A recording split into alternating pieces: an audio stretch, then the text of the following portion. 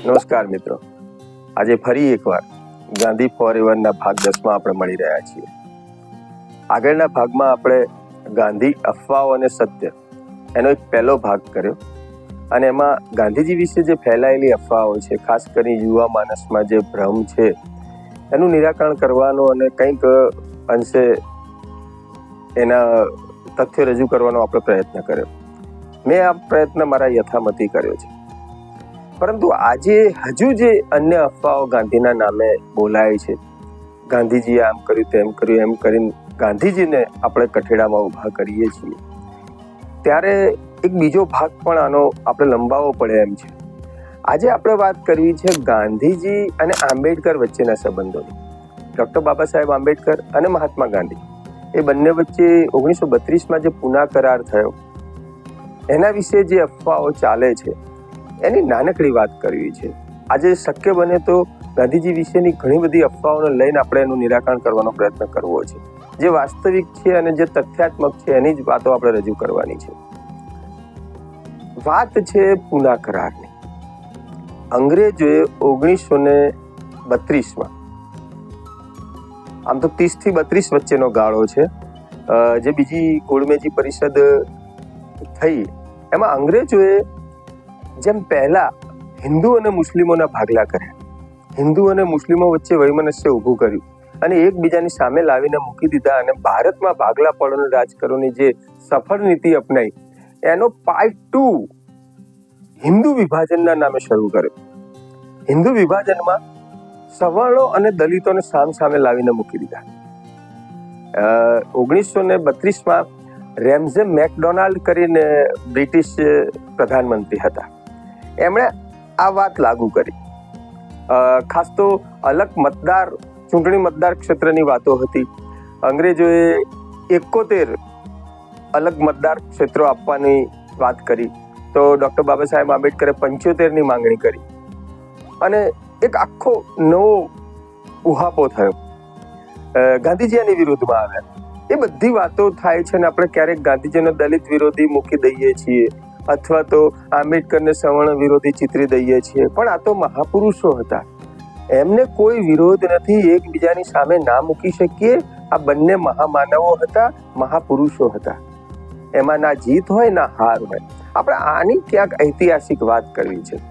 હકીકતમાં તો હરિજન શબ્દ ગાંધીજી કાઠિયાવાડમાંથી શોધી લાવે છે. આમ તો નરસિંહ મહેતાએ આનો પ્રયોગ કર્યો છે એમણે, પણ કાઠિયાવાડમાંથી શોધી લાવ્યા અને હરિજન નામે પત્રિકા પણ શરૂ કરી.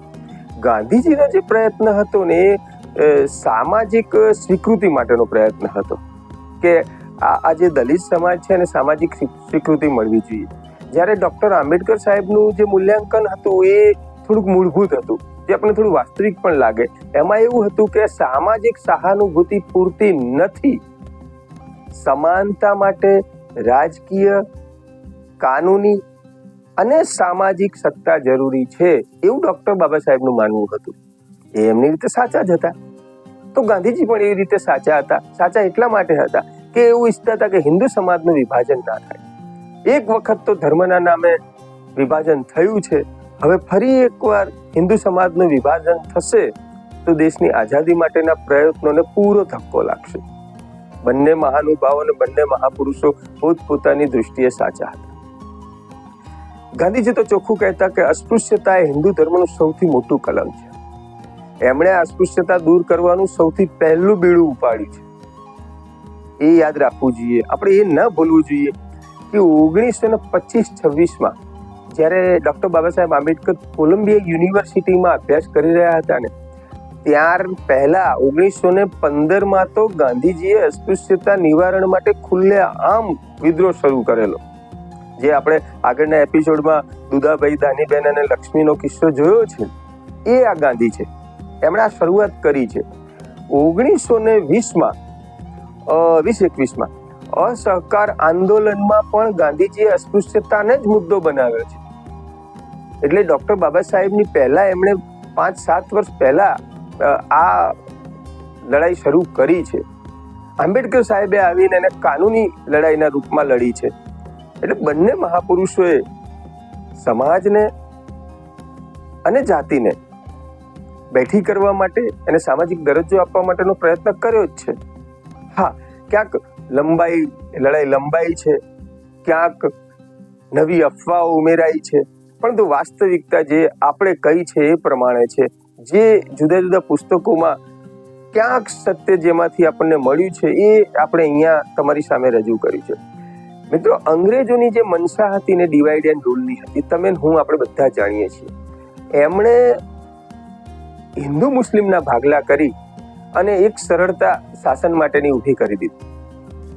એ પછી પણ એમને એવું લાગ્યું કે હજુ હિન્દુ સમાજ મજબૂત છે અને એને પણ બે ભાગમાં વહેંચવા જોઈએ. જો એ વહેંચાઈ જાય તો શાસન કરવાની વધારે સુગમતા અને સરળતા રહે. એટલા માટે રેમ્ઝે મેકડોનાલ્ડે એક નવો પેંતરો રચ્યો અને પેંતરો હતો અલગ મતદાર મંડળ. એક સરસ મજાની લાલચ આપી અને ભારતીય દલિતોને એમણે 71 અલગ મતદાર મંડળ આપવાની જાહેરાત કરી.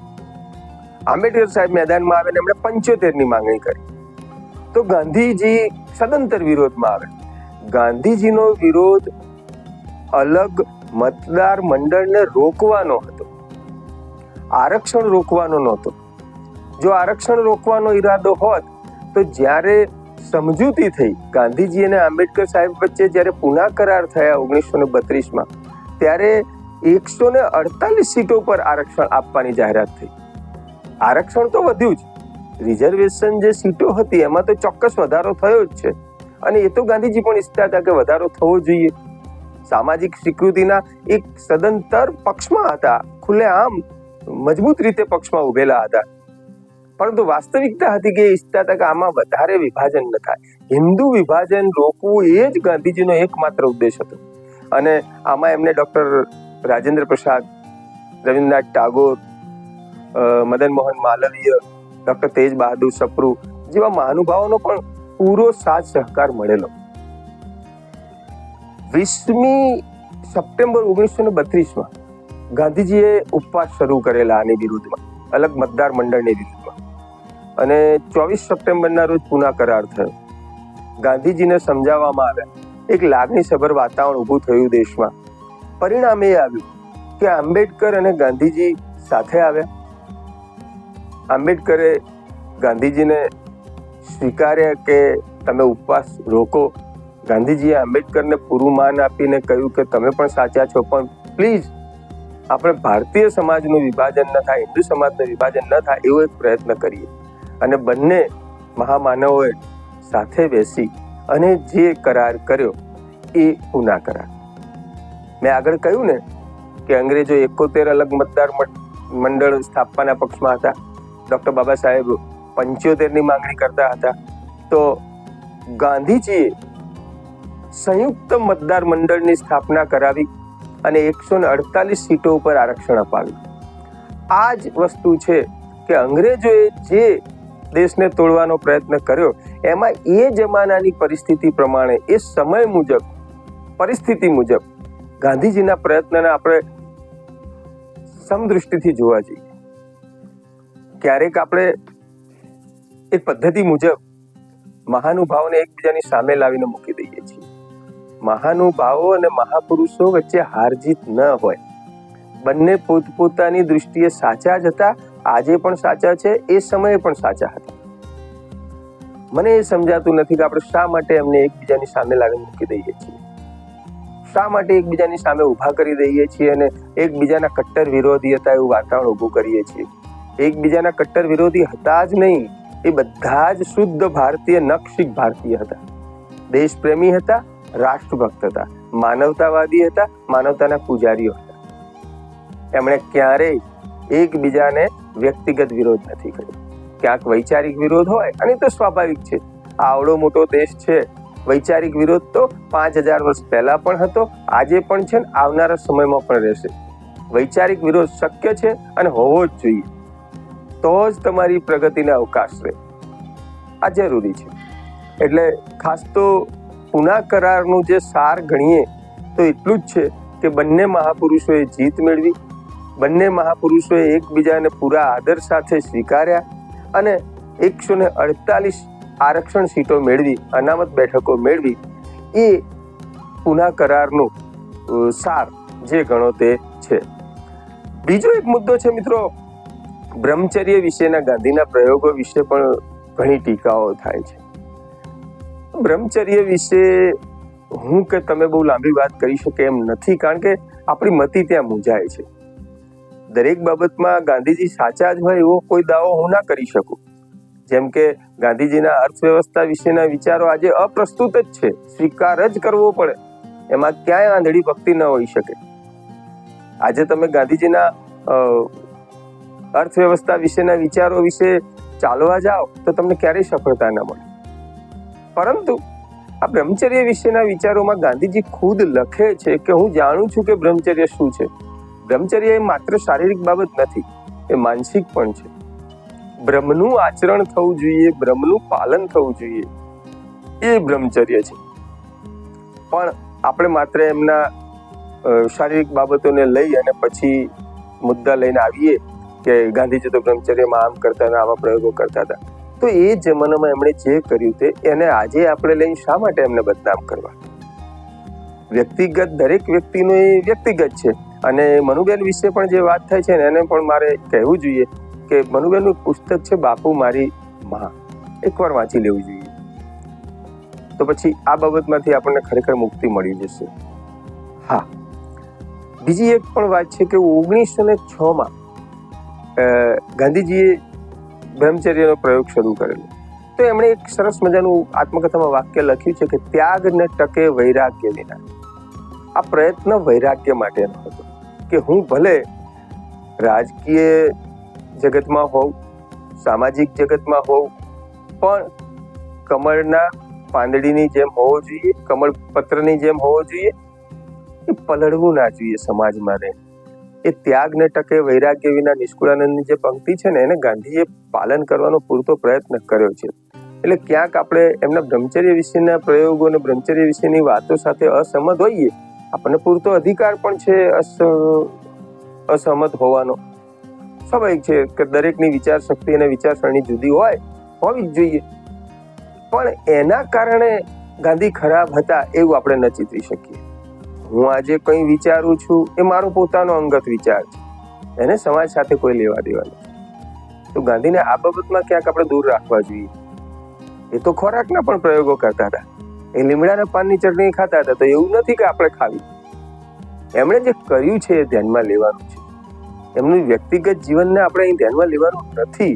વ્યક્તિગત જીવન તો દુનિયાના કોઈ પણ મહાનુભાવનું જુદું હોય. ક્યાંક ને ક્યાંક આપણે એમાં જો પૂરી ઊંડી દ્રષ્ટિ નાખીશું ને તો ખામીઓ મળવાની જ છે આપણને. તો આપણે ખામી જ શોધીશું. જે સારું છે એને જોવાનો પ્રયત્ન કરીએ તો ચોક્કસ આપણને સફળતા મળે. અને આગળની એક વાત છે, ભારતના પ્રથમ પ્રધાનમંત્રી બાબતે જે ગાંધીજીને વચ્ચે ઘસડી લાવીએ છીએ ને એની પણ વાત કરવી જોઈએ મિત્રો. આપણે બધા જાણીએ છીએ કે 1947માં ભારતને આઝાદી મળી. એ પહેલા એક વચગાળાની સરકાર રચાઈ અને 15 મતદાર મંડળો ને એમાંથી પ્રાદેશિક કમિટીઓ ને એમાંથી 12માં સરદાર પટેલને સ્વીકૃતિ મળી, જવાહરલાલ નહેરુને એક પણમાં ન મળી. પરંતુ ગાંધીજીના કહેવાથી જ સરદાર પટેલનું નામ ખેંચાઈ ગયું અને જવાહરલાલ નહેરુને વડાપ્રધાન બનાવી દેવામાં આવ્યા. ગાંધીજીએ અન્યાય કર્યો. બધી બહુ વાતો થાય છે. મને એ સમજાતું નથી કે આઝાદીના 75-77 વર્ષ પછી પણ આપણે જો અને તોમાં કેમ જીવીએ છીએ, જે છે એનો કેમ સ્વીકાર કરતા નથી. હા, માન્યું કે પ્રથમ પ્રધાનમંત્રી તરીકે નહેરુ આવ્યા, સરદાર નાયબ મંત્રી બન્યા, નાયબ પ્રધાનમંત્રી બન્યા, આખું ગૃહ ખાતું એમના હવાલે હતું. શું એ મહાપુરુષો એવા વામણા હતા કે એકબીજાની સામે આવીને ઉભા રહે? આજે આટલા વર્ષે આપણે એકબીજાની સામે મૂકીને શું સાબિત કરીએ છીએ? આ જોતો વાળી વાત જ્યારે કરીએ છીએ ને ત્યારે કદાચ હું માનું છું દુનિયા આપણી સામે જોઈને હસતી હશે. એવું વિચારતા હશે કે આ ભારતીયો હજે આઝાદીના 75-77 વર્ષ પછી પણ જોતોમાં જ જીવે છે. આમ કર્યું હોત તો, આમ હોત તો આ પ્રશ્ન ન હોત, તો આ પ્રશ્ન ઉકેલાઈ ગયો હોત. એમ તો ઘણીવાર અમે કહીએ છીએ, હું તો હસતા હસતા કહું છું મિત્રો, હસતા હસતા કે બધી વાત મૂકો ને મારા દાદાને પ્રધાનમંત્રી બનાવ્યા હોત ને તો આજે ભારત ઉત્તર અમેરિકા ખંડમાં હોત. તો જો તો ચાલે? કેવી રીતે ચાલે? ભાઈ જે છે એનો સ્વીકાર કરવાનો છે. અને એ બધાએ એકબીજાની સાથે ખભે ખભો મેળવી, એકબીજાના મન સાથે મન જોડી, હૃદય સાથે હૃદય જોડીને કામ કર્યું છે. ત્યારે આ દેશ બેઠો થયો છે. જ્યારે અંગ્રેજો ભારતમાંથી નીકળ્યા ને ત્યારે કાયદેસર આ દેશ ખોખલો હતો. સામાજિક દ્રષ્ટિએ, આર્થિક દ્રષ્ટિએ, બધી જ રીતે એને મજબૂત કરવા વાળી એક ટીમ છે. એ પહેલી ટીમને ધન્યવાદ આપવા જોઈએ. અને અંતરિમ સરકારની, આપણે વચગાળાની સરકારની વાત કરીએ છીએ ને પ્રથમ પ્રધાનમંત્રી તરીકે, તો એ તો અંગ્રેજોના નિયમ પ્રમાણે ચાલવાનું હતું. 1950 26 જાન્યુઆરી તો આપણે આપણું બંધારણ સ્વીકાર્યું છે. ત્યારે તો આપણા બંધારણનો સ્વીકાર કર્યો છે. આપણા પોતાના નિયમો ક્યાં હતા ત્યારે? તો એ વખતે જ બધું થઈ જાય તેવું કેવી રીતે માની શકાય? જે પ્રશ્નો છે એ પ્રશ્નો ઉકેલવાનો એમણે એ સમયના પ્રમાણે, એ સમયની પરિસ્થિતિ પ્રમાણે, વાસ્તવિકતા પ્રમાણે, સિચ્યુએશન પ્રમાણે એમણે પ્રયત્ન કર્યો જ છે અને પ્રામાણિક પ્રયત્ન કર્યો છે. ત્યારે કોઈ રાજકીય ખેંચતાણ નહોતી. એ પહેલું જે મંડળ છે ને, પ્રધાન મંડળ, એનો તો ખાસ ધ્યાનમાં લેવા જેવું છે. ડોક્ટર બાબા સાહેબ આંબેડકર ક્યાં કોંગ્રેસી હતા, છતાં એ પ્રધાન મંડળમાં હતા અને કાયદા મંત્રી હતા ને.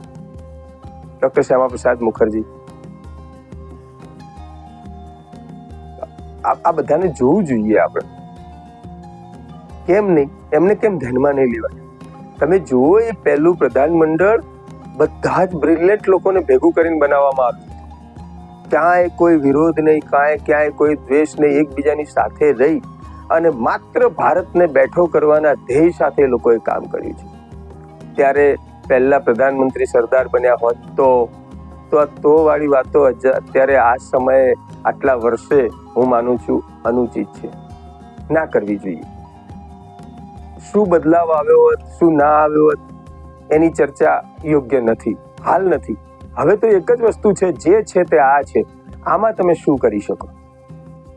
હું મારા 10 વર્ષ આમ કર્યું હોત તો આમ કર્યું હોત તો આમ કર્યું હોત તો કરવામાં પસાર કરું, એના કરતા મેં એક ડગલું વધારે ભરી લીધું હોત તો હું વધારે સફળ હોત.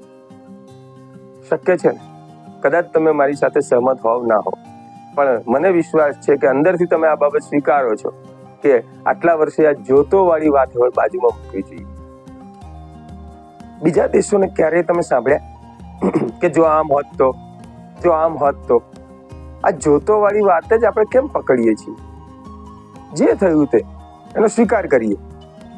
હવે આગળ વધી જઈએ. પહેલી ચૂંટણી 1951 થઈ. એ વખતે આપણા સરદાર સાહેબ હાજર નહોતા, એ દિવંગત થયેલા હતા. એ પણ આપણે જાણવું જોઈએ.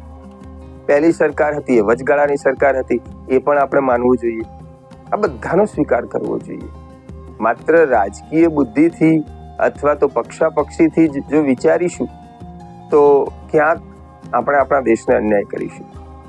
એ મહાનુભાવોએ જો લોહી પાણી એક કર્યું છે, જે દેશને બેઠો કરવા માટે ઝઝુમ્યા છે, 14 15 વર્ષ જેલમાં રહ્યા છે, પરિવારથી વિખૂટા રહ્યા છે, અને જેમણે માત્ર ને માત્ર દેશ વિશે વિચાર કર્યો છે, એ લોકોને ક્યાંક અન્યાય થશે. આ વિચારવા જેવું છે મિત્રો. ઘણીવાર હું ગાંધીજી વિશે વાત કરું ને તો એમને કહું છું કે ગાંધીજી કબજિયાતના ભયંકર દર્દી હતા. ભયંકર કબજિયાત હતી એમને. એ જમાનામાં એમણે 7 ઓપરેશનો થયેલા છે.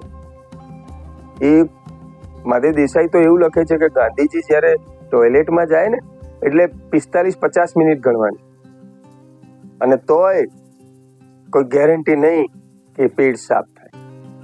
હવે એ જેલની પરિસ્થિતિની કલ્પના કરો. એક નાની ઓરડીમાં 45-50 કેદીઓને રાખવામાં આવતા. એ સમયે ગાંધીજીની પરિસ્થિતિ શું થતી હશે? એ જમાનામાં જેલોમાં કઈ પંખા નહોતા, ખોરાક આજના જેવા નહોતા, અને એ વખતે એમની મહત્વાકાંક્ષાઓ નહોતી કે હું આમ કરી નાખું, મને લોકો નોબેલ પારિતોષિક આપી દે ને મને માથે ઉચકીને ફરે કે મને કોઈ રાષ્ટ્રપિતા કે. એવી તો ગણતરી એમની નહીં જ હોય ને, નહીં જ હોય મિત્રો. એ લોકોએ કામ કર્યું છે. ગાંધીજીના પહેલા પણ લોકો પ્રયત્નશીલ રહ્યા છે, મથ્યા છે, પોતાની રીતે એમણે પ્રયત્ન કર્યો છે. ગાંધીજીએ આગેવાની સ્વીકારી છે અને એમને આગેવાનીમાં બધા લડ્યા છે. આઝાદી કોઈ એક વ્યક્તિએ ન અપાવી હોય, અપાવનારા બધાએ છે. બધાનો ફાળો હોય. આપણે યાદ હોય તો એકાદ એપિસોડમાં એવું કહ્યું હતું કે આપણે બધા એક મશીનના સ્ક્રૂ છીએ. નાના મોટા દરેક ક્રાંતિકારીઓ, દરેક સ્વતંત્ર સેનાનીઓ, અરે ગામડામાં સાવ અંતરિયાળ વિસ્તારમાં પણ જેને અંગ્રેજોની નીતિનો વિરોધ કર્યો છે ને, એણે પણ આ દેશની આઝાદીમાં ફાળો આપ્યો છે. એની પણ નોંધ લેવાય છે. ક્યારેક આપણે એવું પણ કહીએ છીએ કે કેટલા ક્રાંતિકારીઓ થઈ ગયા અને કેટલા સ્વતંત્ર સેનાનીઓ થઈ ગયા, કેમ એમને બધાને પુસ્તકોના પાના ઉપર સ્થાન નથી આપતા? તો મિત્રો, જેની જેની જાણકારી મળી હોય દરેકને સ્થાન આપવાનો પ્રયત્ન કર્યો જ હોય. મેં પહેલા કહ્યું કે એ લોકો વામણા નહોતા, એ લોકો વામન વિચારના માણસો નહોતા. એ બધા મહાપુરુષો હતા, મહામાનવો હતા અને બહુ ઉચ્ચ પ્રતિભાવાના ધની હતા. એ બધાએ સારામાં સારો પ્રયત્ન કર્યો છે કે કોઈને અન્યાય ન થાય. આપણે કેમ અત્યારે એમને અન્યાય શોધવા પ્રયત્ન કરીએ છીએ? આપણે સારું જોઈએ, એ દેશના એ મહાપુરુષોને વંદન કરીને એમણે જે સપના જોયા છે એના માટે પ્રયત્નશીલ થઈએ. કેમ આજે વૈજ્ઞાનિક તર્ક સાથે આપણે ન જીવી શકીએ? સામાજિક સમાનતા સાથે ન જીવી શકીએ? આજે કેટલી સમસ્યાઓ છે, બીજી સમસ્યાઓને ઉકેલવાની જગ્યાએ આ ઉકેલવાની જરૂર છે. શું આપણે સામાજિક સમાનતા ન સ્થાપી શકીએ? શું આપણે દરેક બાબતમાં વૈજ્ઞાનિક અભિગમ ન વિચારી શકીએ, ન લાવી શકીએ? આપણી સ્વચ્છતા, હજુ અસ્પૃશ્યતાના પ્રશ્નો છે, એ ઉકેલાવા જોઈએ. જો આ દેશને પ્રેમ કરો છો, લાગણી છે આ દેશ પ્રત્યે અને ખરેખર રાષ્ટ્રભક્તિ છે ને, તો આ કામ કરવું જોઈએ. સિવિક સેન્સ વિકસાવવાની જરૂર છે આપણે. તમે જોયું રેલવે સ્ટેશન ઉપર, રેલવેના ફાટક ઉપર તમે એક દ્રશ્ય જોજો. રેલવેનું ફાટક બંધ હોય ને તો બે બાજુથી સાધનો આવતા હોય અને બંને બાજુ સામે આવીને ઉભા રહેશે અને પછીના દ્રશ્યો જોવા જેવા હશે. આવું તો આપણને નથી શીખવાડ્યું ને લોકોએ. આ તો આપણા હાથમાં છે ને.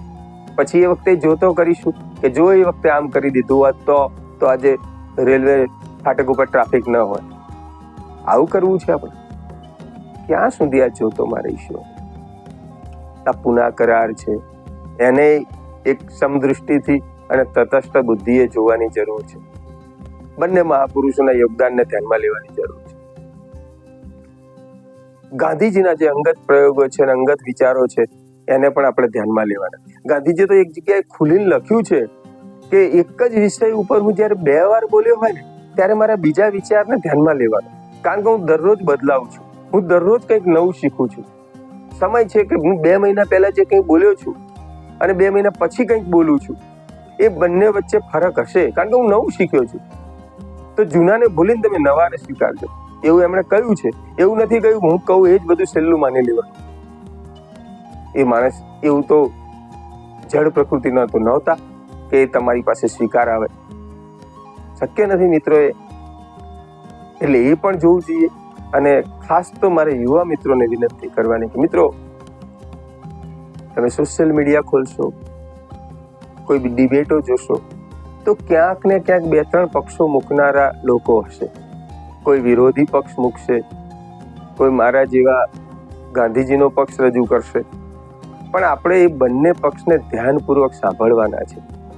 એના વિશેના જરૂરી પુસ્તકો, જરૂરી દસ્તાવેજો તપાસવાના છે, ચકાસવાના છે અને પછી આપણને જે યોગ્ય લાગે તે માનવાનું, સ્વીકારવાનું છે. પણ એક વાત પાક્કા પાયે સ્વીકારજો, માનજો કે આ એ લોકો હતા કે જે આ બધાથી દૂર હતા. એને ક્યાંય આપણી ફૂટપટ્ટીથી માપવાનો પ્રયત્ન ન કરતા. એ વખતના જે મહાનુભાવો છે, મહાપુરુષો છે, આ તો મહાન વ્યક્તિઓ છે, વિરાટ વ્યક્તિત્વ છે. આ વિરાટ વ્યક્તિત્વને આપણી ફૂટપટ્ટીથી માપવાનો પ્રયત્ન ન કરતા. જો આવું થશે ને તો ચોક્કસ ક્યાંક આપણે એમને ન્યાય આપીશું. એમણે જે લોહી પરસેવો એક કર્યો છે, એમણે જે પરિસ્થિતિઓ વેઠી છે, એમણે અંગ્રેજોનો માર ખાધો છે, અંગ્રેજોની જેલોમાં રહી અને કપરી પરિસ્થિતિમાં જીવ્યા છે. એ એમના પૂર્ણ પ્રતાપે આજે આપણે અહીંયા ઊભા છીએ અને સ્વતંત્રતાની હવા આપણા ફેફસા ભરી રહ્યા છીએ ને, ત્યારે મિત્રો એમને ધ્યાનમાં લેજો. ખાસ એમને અનુસરવાનો પ્રયત્ન કરજો. જોજો કે ક્યાંય એ મહાન વ્યક્તિત્વને અન્યાય ન થાય. એમને એક સપનું જોયું હશે ને કે આજથી 20, 25, 50, 100 વર્ષ પછી અમારો દેશ આટલો વિકસિત હશે. એક સમાનતાનું વાતાવરણ હશે, એક સરસ રીતે લોકો જીવતા હશે, એકબીજાને સહકાર આપીને જીવતા હશે, બાળકો માટે ઉત્તમ શાળાઓ હશે જ્યાં ઉત્તમ શિક્ષણ મળતું હશે, શિક્ષકો રાષ્ટ્ર સેવાનું કામ કરતા હશે, એન્જિનિયરો મજબૂત પુલો બનાવતા હશે, ઇમારતો બાંધતા હશે કે સદીઓ સુધી ટકી રહે, ડોક્ટરો સેવા ભાવનાથી કામ કરતા હશે, અધિકારીઓ માટે કોઈ મોટો કોઈ નાનો માણસ નહીં હોય, એના માટે એની ઓફિસના દરવાજા ખુલ્લા હશે અને દરેકને પૂરી નિષ્ઠાથી સંતોષ આપશે. આ બધું નહીં જોયું હોય? એમણે એ પણ જોયું છે કે એક સામાન્ય કર્મચારી પણ પૂરી પ્રામાણિકતાથી કામ કરે. અહીંયા બોટમ ટુ ટોપ બધા જ વ્યક્તિ પોતાની રીતે ઉત્તમ કામ કરે, એ જ એમનું સપનું હતું. તો આપણે એ સપનાને સાર્થક કરવાના છે. જોતોમાં સમય પસાર નથી કરવાનો. જે થયું છે એ થયું છે, હવે એને તમે બદલી શકવાના નથી, પાછા પડી શકવાના નથી. સમય દોડતો જાય છે, એને તમે પાછા ના વાળી શકો. ભગવાન બુદ્ધનું એક વાક્ય છે કે એક ને એક નદીમાં તમે 2 વખત પગ ન ધોઈ શકો. ગયું છે તો ગયું છે, પાણી વહી ગયું, એ તો દરિયામાં સમાઈ ગયું. હવે નવું પાણી આવશે, નવી નદી આવશે, તો શું જો તો કરીને કિનારે બેસી રહીશું? ના, ભૂલી જવાનું. જે થયું છે સારું થયું છે, જે થયું છે કદાચ પરિસ્થિતિને પ્રમાણે યોગ્ય થયું છે. આજે જે કંઈ થયું છે એના આપણે સારું ફળ ભોગવીએ છીએ અને એમાંથી હજુ કેવી રીતે સારું થઈ શકે એના વિશે વિચાર કરો. 20, 25, 50 વર્ષ પછીના મેપ નક્કી કર્યા વિના 2 વર્ષના મેપ નક્કી કરો કે આ શું કરવું છે, આવતા વર્ષે આપણે કઈ સિદ્ધિ હાંસલ કરવી છે, એ નક્કી કરવાનું છે. દેશને 2 વર્ષના સમયમાં નક્કી કરો કે આપણે આ રીતે પ્રગતિ કરવી છે. વિદેશમાં ઘણી બધી વાતો થાય છે કે વિદેશમાં એટલી બધી સ્વચ્છતા છે, એક કાગળિયું ક્યાંય જોવા ન મળે. વિદેશમાં એટલી બધી સમાનતા છે કે ક્યાંય માનવ વચ્ચે ભેદભાવ નથી. વિદેશમાં કેટલી બધી પ્રામાણિકતા છે, વિદેશમાં કેટલું બધું આમ છે. શું આપણે એ ના કરી શકીએ? એ માણસ છે તો આપણે માણસ નથી? અરે આપણી પાસે તો ઉત્તમ પરંપરા છે, તો આપણે પરંપરાના થોડાક તો વાહક બનીએ, કંઈક તો સારું કરવાનો પ્રયત્ન કરીએ. નથી લાગતું તમને એવું કે હું અહીંયા રૂમમાં બેઠા બોલું છું ને માત્ર વિડીયો બનાવીને મૂકી દઉં છું? ક્યાંક આપણો પ્રયત્ન ઓછો પડે છે એ નક્કી છે. અને યુવા મિત્રોને તો હું નમ્ર વિનંતી કરું છું કે મિત્રો, બધા જ વિચારો ફગાવી દઈને હવે ખરેખર નિખાલસતાનો સ્વીકાર કરીને એટલું નક્કી કરી લો કે જે થયું છે એને ભૂલવું છે, કંઈક નવું કરવું છે, કંઈક સારું કરવું છે. કેમ આપણે નથી કરી શકતા? એમાંય ક્યાંક ગાંધીજી નડે છે. આવડો મોટો દેશ છે, હું તો ઘણી વાર કહું છું એક શિક્ષક તરીકે, આવડો મોટો દેશ છે, 1 અબજ ને 40 કરોડની વસ્તી ધરાવતા દેશને ઓલિમ્પિકમાં 2 મેડલ નથી મળતા. ગાંધીજી પકડી રાખે?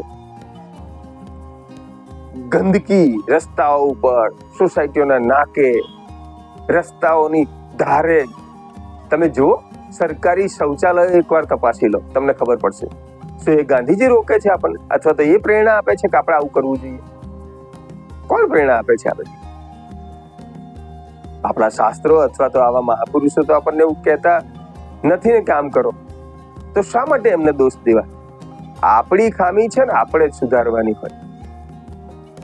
માત્ર ફોટા ટીંગાડી દેવાથી કશું નહીં થાય. એના વિચારો પ્રમાણે ચાલવું પડશે, એને આચરણમાં મૂકવું પડશે.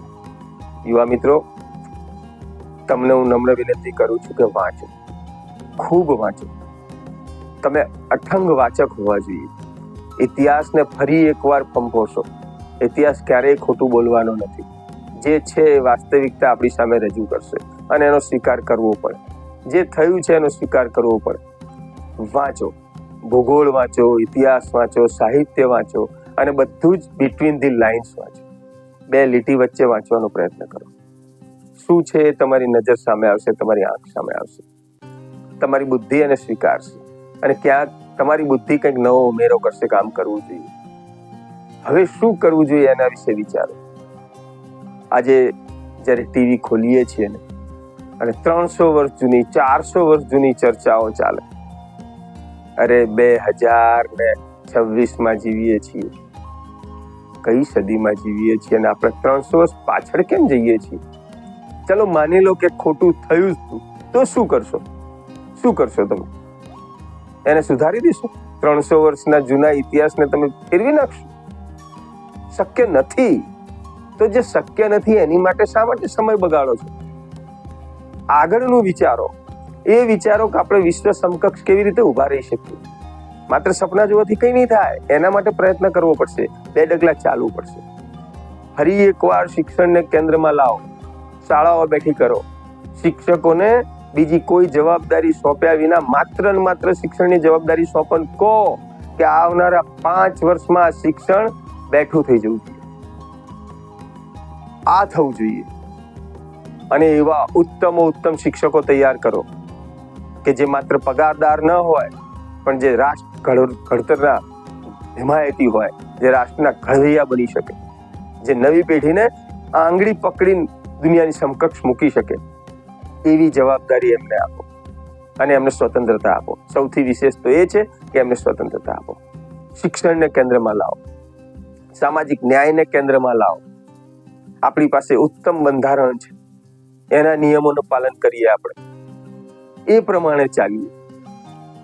આપણે દુનિયાને એ બતાવી દઈએ કે જો અમે આટલા વર્ષે આટલે સુધી પહોંચ્યા છીએ. ભારતની સાથે આઝાદ થનારા દેશોને જોઈ લો, ક્યાંક સરમુખત્યારશાહી છે, ક્યાંક બીજું છે. લોકશાહીમાં જીવતો આ એક જ દેશ છે. આટલા વર્ષે આપણે એટલું તો કરી શક્યા ને, એ આપણી સફળતા છે. તો હવે એમાં કંઈક નવો ઉમેરો કરીએ, એક યુવા પેઢીને સરસ રીતે તૈયાર કરીએ. આજના બાળકો યુવાન થાય ત્યારે દુનિયામાં એક ડંકો વગાડે એવી પેઢી તૈયાર કરીએ. એ પણ કામ આપણે કરવાનું જ છે. એ કરીએ. ન થઈ શકે? ન થઈ શકે? થઈ શકે. ક્યારે થઈ શકે? એના માટે મજબૂત ઈચ્છા શક્તિ જોઈએ, રાજકીય દૃઢતા જોઈએ. આ બધું જ થશે તો જ થશે. આજે રાજકારણ પક્ષાપક્ષીમાં વહેંચાયેલું છે. આપણે ક્યાંક વહેંચાઈ ગયા છીએ, પણ જે સત્ય છે એની પડખે રહેવાનું છે, સત્યનો સ્વીકાર કરવાનો છે. ખોટું થાય ત્યાં ખુલીને કહેવાનું છે કે આ ખોટું છે, સાચું છે એની સાથે ઊભા રહેવાનું છે. અને સારો નવો ઉત્તમ વિચાર મૂકવાનો છે અને જાતે એનું પહેલા તો પાલન કરવાનું છે. આટલું થઈ જાય તો આપણે બહુ સારું કામ કરી શકીએ એમ છીએ. શું માનો છો તમે? થઈ શકે? વિચારજો મિત્રો. ગાંધીજીની આડમાં આપણે આ વાત કરીએ છીએ, ગાંધીજીની સાક્ષી આ વાત કરીએ છીએ. ગાંધીજીની વિશેની જે અફવાઓ છે અને સત્ય છે એ તો મેં તમારી સામે રજૂ કર્યું છે. માનવું ના માનવું એ તમારી મરજી ઉપર આધારિત છે, એ તો તમારી બુદ્ધિ અને સ્વીકાર છે. પણ હું એક વસ્તુ ચોક્કસ માનું છું કે આજે આટલા વિડીયો બન્યા પછી, લોકો વચ્ચે આટલી વાત કર્યા પછી યુવા મિત્રોના ખૂબ ફોન આવે છે, ખૂબ મેસેજ આવે છે. અને ઘણા મિત્રો એવો નિખાલસ સ્વીકાર પણ કરે છે કે સાહેબ આ વાત અમે પહેલા નહોતી જાણી, આજે જ જાણી છે. ત્યારે પણ હું એવું કહું છું ભગવાન બુદ્ધની ભાષામાં કે હું કહું છું એટલે તમે ન સ્વીકારી લો. તમે વાંચો, વાંચ્યા પછી તમને એવું લાગે કે આ સત્ય છે તો જ એને સ્વીકાર કરો. ધર્મેન્દ્ર બી સાચા ના હોઈ શકે, માણસ છે, ભૂલ રહેવાની, ભૂલ થવાની. પણ તમે વાંચો, વિચારો અને તમારી સમજણપૂર્વક એને સ્વીકારો. એ જ સાચો રસ્તો છે. યુવા મિત્રો, વાંચતા રહેજો, વિચારતા રહેજો. પુસ્તકાલય સુધી તમારા પગ ગતિ કરે એવું કંઈક કરજો. આશા રાખું છું કે દરરોજ અડધો કલાક કંઈક નવું વાંચન થાય, તમારી હાથમાં નવા પુસ્તકો હોય, તમારા મગજમાં એક નવા ઉત્તમ સર્જનાત્મક વિચારો ઉમેરાય. આ બધું થવું જોઈએ. અને જૂનું આમ હતું તેમ હતું એમાંથી થોડાક બહાર નીકળી જઈએ. આપણા નવા વિચારોને પૂરી પ્રામાણિકતાથી દુનિયા સામે રજૂ કરીએ, નિર્ભય બનીને રજૂઆત કરીએ. જો ગાંધીજી આવશે ને તમારી સાથે તો મને એટલો વિશ્વાસ છે કે નિર્ભયતા આવશે. ગાંધીજીએ જે કંઈ આપ્યું છે ને એમાં નિર્ભયતા તો એક છે. ગાંધી વિચારનો માણસ નિર્ભય તો બનતો જ જાય છે, એનો તો હું સાક્ષી છું. મિત્રો, સારું કરતા રહેજો. હજુ આપણે આગળના વિચારો રજૂ કરવા છે. ફરી એકવાર ગાંધીજીની આફ્રિકા યાત્રાને પણ આપણે યાદ કરવી છે. આફ્રિકામાં ગાંધીજીએ જે આશ્રમો સ્થાપ્યા, પહેલી લડાઈ આફ્રિકાની ગજબની લડાઈ છે. એ તો જ્યારે હું તમને આવતા એપિસોડમાં આની વાત કરીશ ને ત્યારે મને વિશ્વાસ છે કે તમારા રૂંવાટા ઊભા થઈ જશે. એવી ગજબની લડાઈ કરી છે. ગાંધીજીના એક સાથી હતા કેલન બેક, ગાંધીજીના હનુમાન કહેવાય, એવા વ્યક્તિત્વ વિશે પણ વાત કરવી છે. આફ્રિકાએ ગાંધીજીને શું આપ્યું ને ગાંધીજીએ આફ્રિકાને શું આપ્યું એના વિશે પણ વાત કરવી છે. આફ્રિકાનું પ્રકરણ પૂરું થાય પછી 1915માં 9 જાન્યુઆરીએ જ્યારે ભારતમાં આવ્યા ગાંધીજી, ત્યારે ભારતીય સિચ્યુએશન શું હતી, કયા મહાપુરુષો અહીંયા અંગ્રેજો સામે લડાઈ લડી રહ્યા હતા અને શા માટે એમાં સફળ નહોતા થતા એની પણ વાત કરવી છે. આ ભારત શું છે, ભારત માતા શું છે એની પણ વાત કરવી છે. ગાંધીજીએ કેવી રીતે લડાઈને રૂપરેખા આપી, કેવી રીતે દેશ ભ્રમણ કર્યું છે, શું જોયું છે અને એમણે કેવી રીતે નક્કી કર્યો છે આ લડાઈનો પ્લાન, એ પણ આપણે જોવું છે. અંગ્રેજો સાથે એમણે કેવી રીતે ડીલ કર્યું છે અને કેવી રીતે એમને ટ્રીટ કર્યા છે એ પણ જોવું છે. સૂતેલા દેશને એમણે કેવી રીતે જગાડ્યો છે એની પણ વાત કરવી છે. આઝાદી આપણને મળી છે, આઝાદીમાં ગાંધીજીની દ્રષ્ટિએ કંઈ ખૂટે છે કે કેમ એની પણ વાત કરવી છે. પ્રથમ રાષ્ટ્રધ્વજ જ્યારે ફરકાવવામાં આવ્યો છે, ભારત આઝાદ થયો છે, ત્યારે ગાંધીજી ક્યાં હતા એની વાત કરવી છે. હજુ ગાંધીજી શું વિચારતા હતા એની પણ વાત કરવી છે. વાત કરવી છે પૂરી નિખાલસતાથી વાત કરવી છે. મિત્રો સાથે રહેજો, જોડાયા રહેજો.